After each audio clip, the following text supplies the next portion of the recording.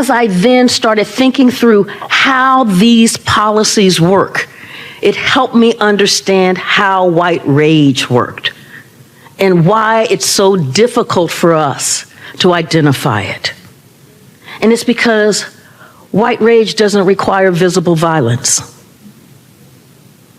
White rage works very silently, methodically, corrosively through the legislature, through the school boards, through the White House, through Congress. It wreaks havoc subtly, imperceptibly. And so I set out to make white rage visible by blowing graphite on its fingerprints so I could track its movements historically over time. What's up, YouTube family? Welcome back to MySpace. This is Evans Raiola. Guys, on today's video, we want to talk about white rage. White rage is a concept, or rather a topic, that was started by the professor Carol Anderson. And the goal of this topic has always been to just outline what the white supremacists have done for black people over the years in their quest to just suppress them. The white rage is an unspoken truth of a racial divide, and it's a 2016 nonfiction book by historian Carol Anderson. It examines the historical and systemic opposition to African American progress in the United States. Anderson urges, or rather argues, that white backlash against black advancement has consistently undermined racial equality and perpetuated inequality. So guys, I want you to hear this speech by the historian, or rather Professor Carol Anderson, while she discusses about white rage. Once the video is done, we'll get back and do a critical analysis about the same. Let's watch this, guys. I'm going to talk about how I got to white rage. Not how I got to white rage, but how I got to white rage. And Ferguson looks like it's the beginning, but it's not quite. It actually began for me as a scholar in February 1999, when a black man stepped out of his apartment in New York City. And he had been working all day. And you know that when you've been working all day and you're just tired, but you're hungry, and you just got to go get some food because you're tired and you're hungry, but you can't really go to sleep because you're hungry because you've been working all day, and so you just want to go get you something to eat. And that's what this young man did. And he stepped out onto his porch as he's getting ready to go down the street to go get some food. And 4 officers of the New York Police Department pulled up in their car, hopped out, guns drawn, and began firing. 41 bullets later, Amadou Diallo went down. Amadou Diallo was unarmed. Amadou Diallo wasn't wanted for a doggone thing. Yet here was this black man, 23 years old. 19 of those bullets hit him. He was armed with his wallet. Now, that's bad enough. There's no piece of that that's good. But then I'm watching Nightline with Ted Koppel, and he's interviewing Mayor Rudy Giuliani. Thank you. I say I got an amen corner over there. I hear it. I hear the cadence. And, you know, and Ted Koppel is not some softball pitching interviewer. Ted Koppel comes at you hardcore. And Ted Koppel's looking at Rudy Giuliani and he's going, Amadou, Amadou, Amadou. And Rudy's looking at him going, my policies are working. New York City is safer than it has been in years. Crime is down. New Yorkers are feeling safe and secure. And the policy that he talked about as he had his little flip charts showing crime decreasing, the policies that he talked about was broken windows policing. And what broken windows policing does is it says that you hyper police an area so that if somebody throws a piece of trash down on the ground, you pull them over. If somebody is riding a bicycle on the sidewalk, if they jaywalk, hyper policing was a way to basically criminalize the black and brown communities in New York City, to terrorize them for all intents and purposes.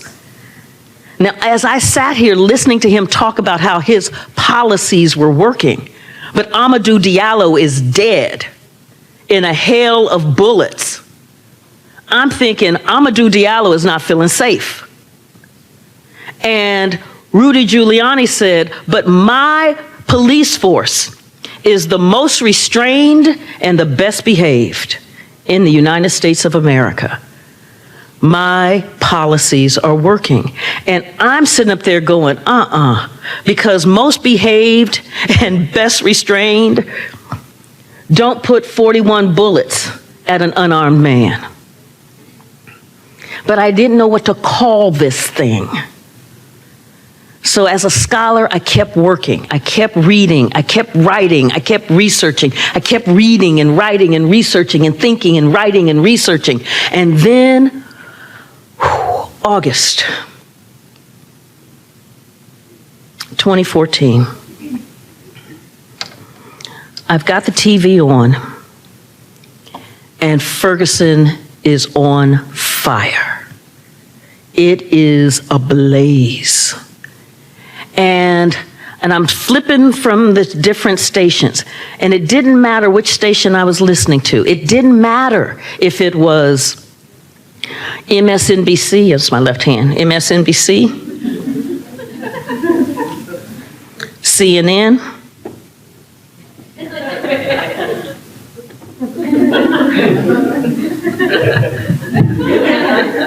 or Fox.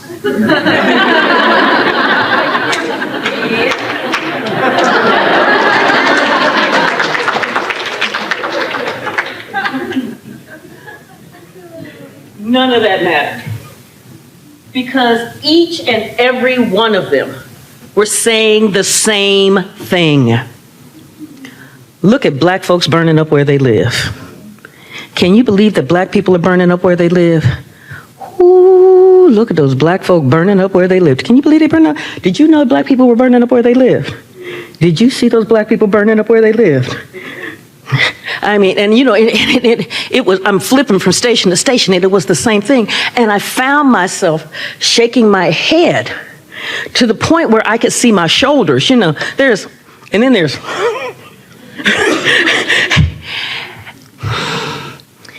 Because what I was listening to was an ahistorical account. An ahistorical account that was treading in the same path of the narrative of black pathology that happens in the United States. There is something fundamentally wrong with black people because now they're burning up where they live. The problem was, as I looked at this, I said, as a nation, we are so focused in on the flames that we've missed the kindling. We have missed the policies that have created this. So as the pundits are talking about black rage, I said, no, this is white rage. This is white rage. Oh my gosh, this is white rage. Because I had lived in Missouri for 13 years, and I saw the way that the policies worked to undermine African Americans' access to their citizenship rights. Let's talk about the kindling briefly. The right to vote. Ferguson is 67% black. In the 2013 municipal election, the black voter turnout rate was 6%. What does it take to turn 67% into 6%? This is almost looking like Alabama, 1950. Policies. And you begin to think about what a disfranchised people feel like. 6%. Or let's talk about schools and education.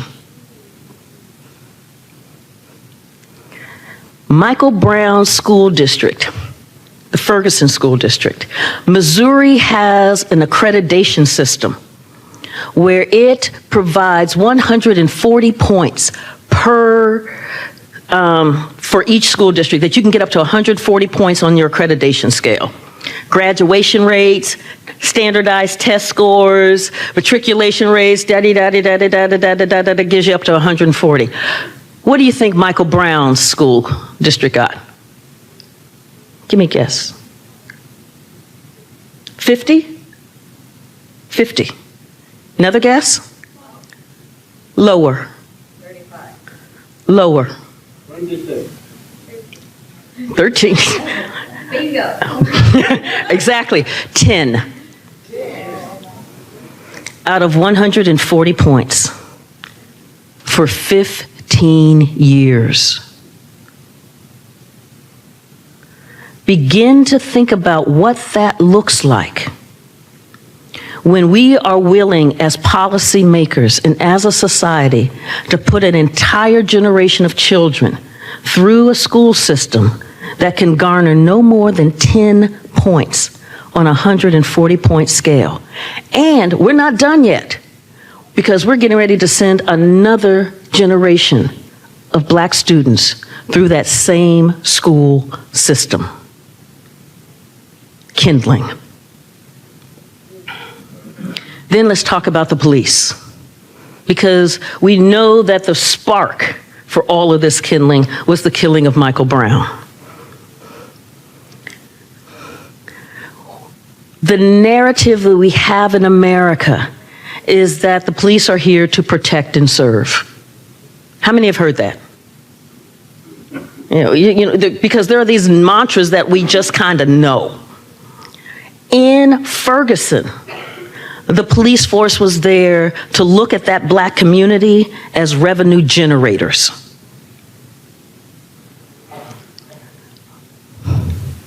Driving 26 and a 25,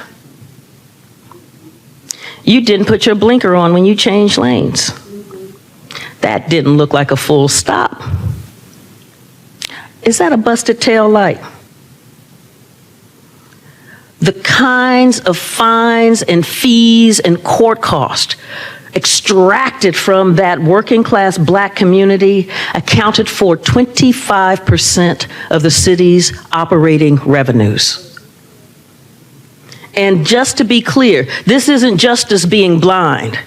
When the police would happen to stop somebody white, they were like, oops, sorry. Or if the officer would happen to write the ticket when that white person went to the courthouse to pay, it's like, how did you get this? Oh, you don't have to pay.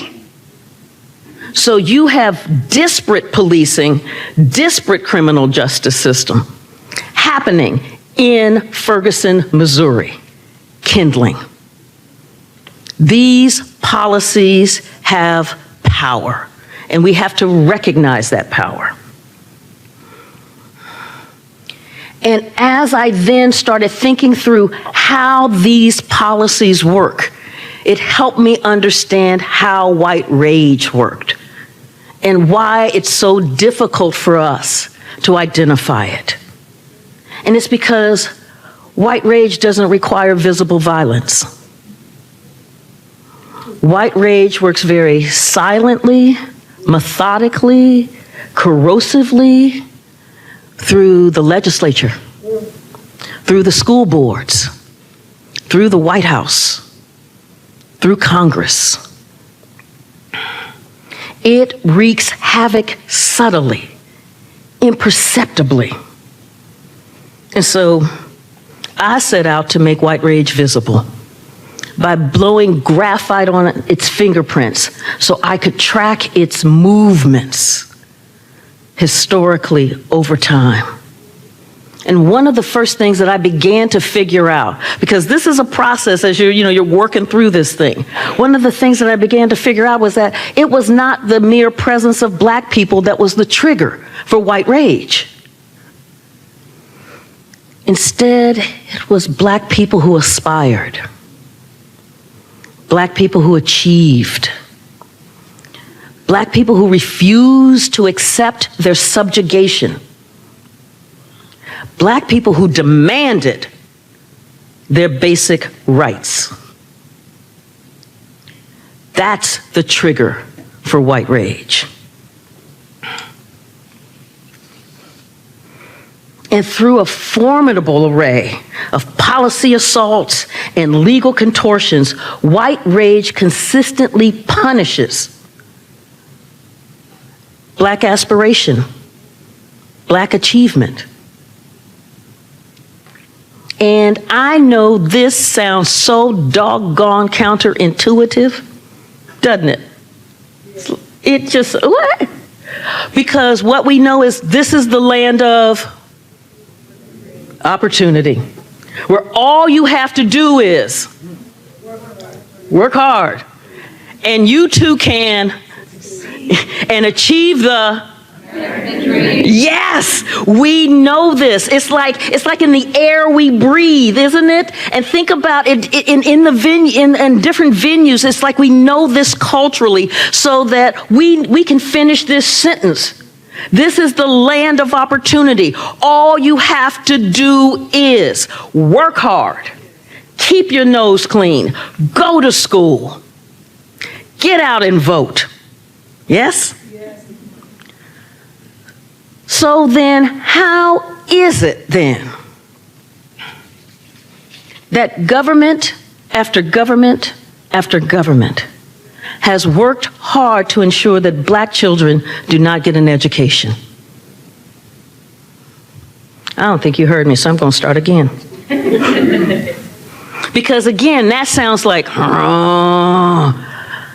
we've got Brown, the Brown decision of 1954. Brown 2 of 1955 that says, with all deliberate speed, the South dug in with what's called massive resistance, where you have over 100 senators and congressional representatives signing a manifesto saying that they will do everything in their power to undermine the Supreme Court decision and to block implementation of the Supreme Court decision, which should be the law of the land. And they did. They figured out different things like, they say we have to have equal public schools. We'll shut down the entire school system. That way it's equal. Nobody gets a public education. I'm telling you, when you read through this stuff, you're like, really, dog?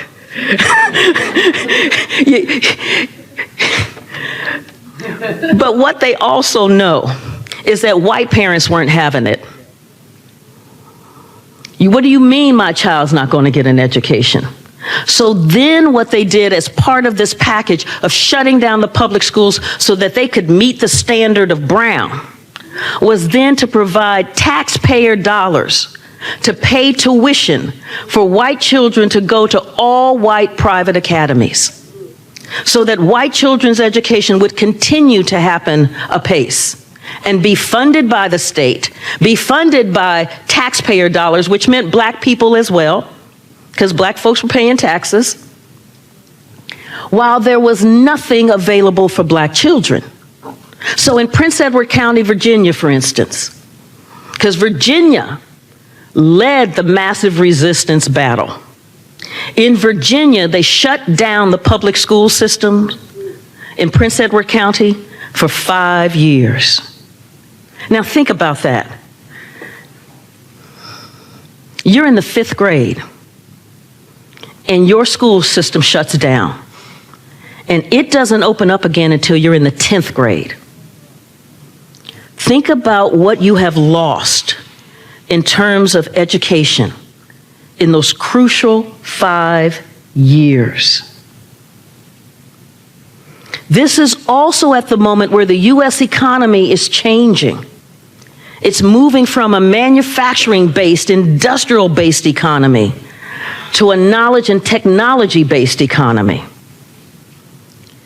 When you don't have the education, as the economic ground underneath you changes, your ability to be part of that economy has been completely sabotaged.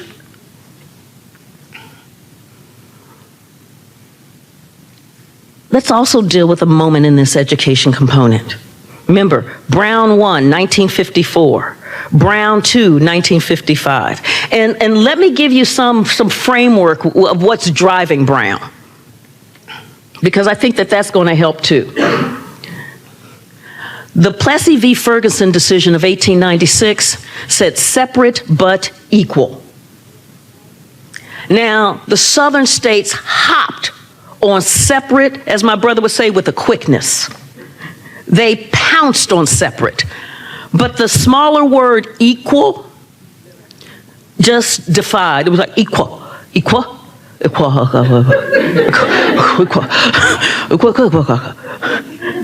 What does that mean? It means that, for instance, in Amity County, Mississippi, white children were funded at a tune of a little over $30 per head.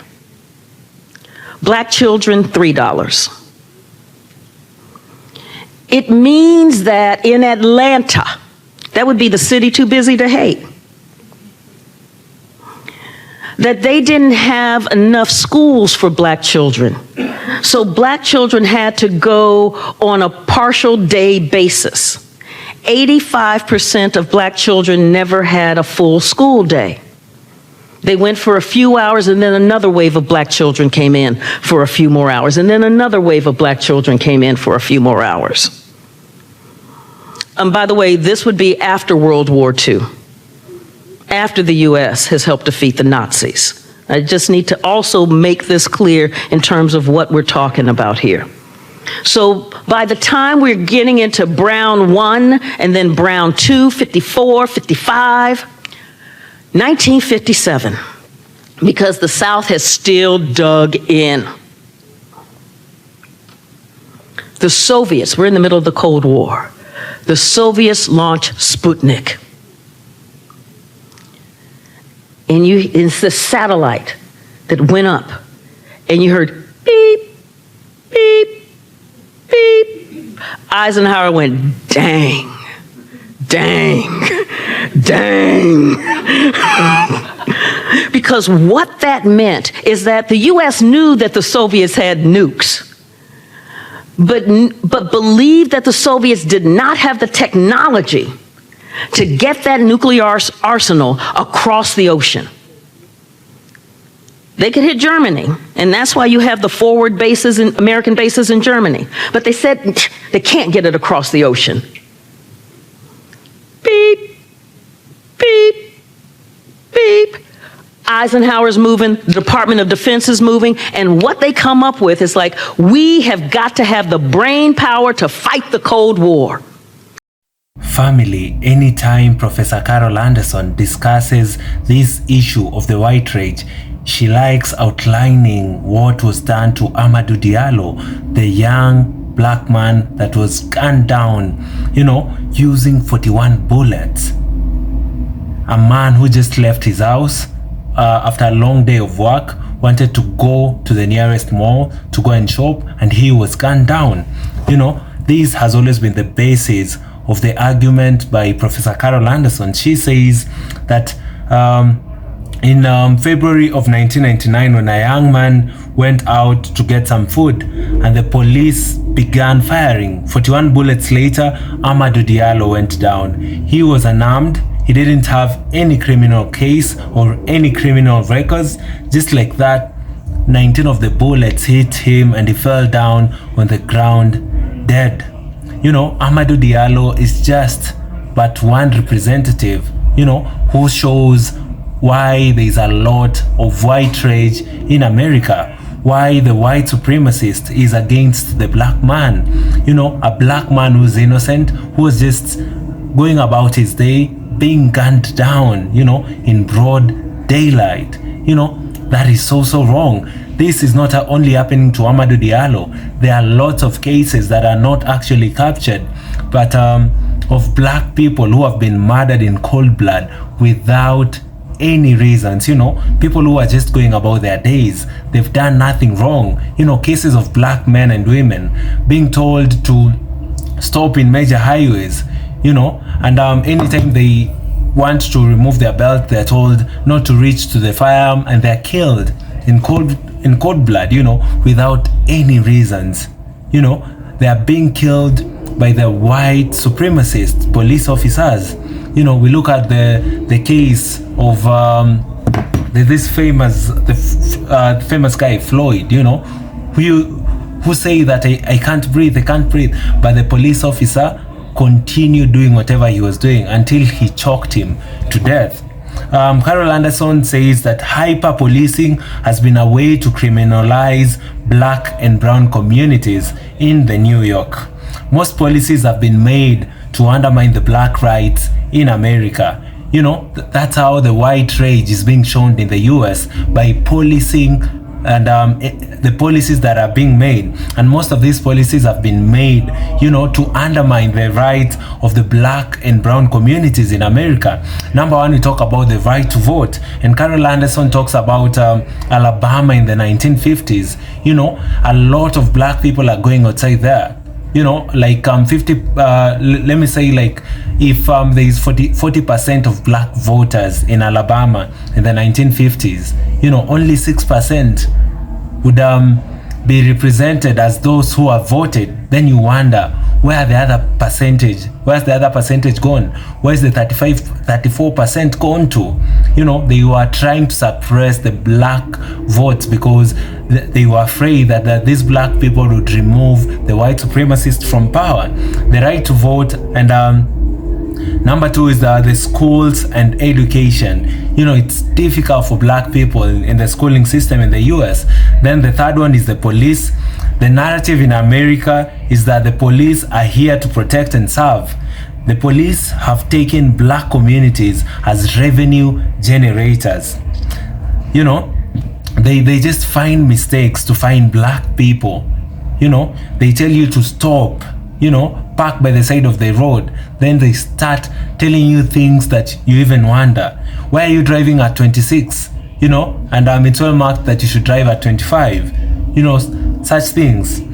That didn't look like a full stop. You know, that's a police asking you, that didn't look like a full stop. You know, the kind of fines and fees from the working black Americans amount to 25% of most cities' revenues. You know, somebody tells you didn't put your blinker on when you change lanes. You know, the police officers are trying to make it hard, you know, for the black people. Then she proceeds to say that white rage works through legislature, school boards, White House, the Congress. White rage is not visible, but we can track its movements historically over time. You know, they are not traceable. You'll not see the rage, but they use policies. That's why she says that white rage works through the legislature, the school boards, you know, the White House, the Congress, where these laws are made. They'll try and make tough policies for the black man. You know, their goal has just always been to make the black man suffer. And then now I went further to look at the key themes, you know, in Professor Carol Anderson's speeches about the white rage. And the first theme that it says the historical backlash against progress. Anderson outlines how every step towards black advancement, such as the abolition of slavery, Reconstruction, desegregation, and the civil rights movement, has been met with deliberate policies and practices to suppress these gains. You know, they do not want anything that would make the black people move forward. You know, they're having a lot of backlash, you know, to any progress. breeding the white rage. Then number 2, we have the policy and structural racism. Instead of focusing on violent outbursts, the book highlights the more subtle and institutionalized ways racism has manifested, including laws, court rulings, and political strategies. And then number 3 is the post-Civil War reconstruction. Anderson discusses how policies like the Jim Crow laws and the Black Codes were designed to restrict newly freed African Americans' rights after the Civil War. The number 4 is the civil rights movement and the backlash. She explores resistance to desegregation, voter suppression laws, and education inequalities during the 20th century. Then the last point is the modern day inequality, where the book connects past injustices to contemporary issues such as the criminalization of Black communities, mass incarceration, and voter ID laws. And the impact and reception of this book, the book was critically acclaimed for its 12 research analyses and thought-provoking arguments. It shed light on how systemic racism continues to operate in modern America. Family, the topic of the white rage by Professor Carol Anderson is actually one topic that just needs a lot of attention, and I feel it's one topic that we all should ensure that we share with our friends and family so that the message is spread all over the world. Guys, thank you so much for watching this video. Kindly do consider subscribing to my channel for this and much more. I have done a series on Black history, and my goal has always been to ensure that the Black people are actually gotten back to where they actually are supposed to be at, because we know the goal of the white supremacist has always been to lie to us and try to demean us and make us feel like less. So guys, if you want good topics on Black history, kindly subscribe to my channel, comment down below, let me know what you think about this video. Last but not least, you can also support my work through super thanks, and guys, like this video so that it can be recommended to other YouTube users. Thank you and goodbye for now. See you.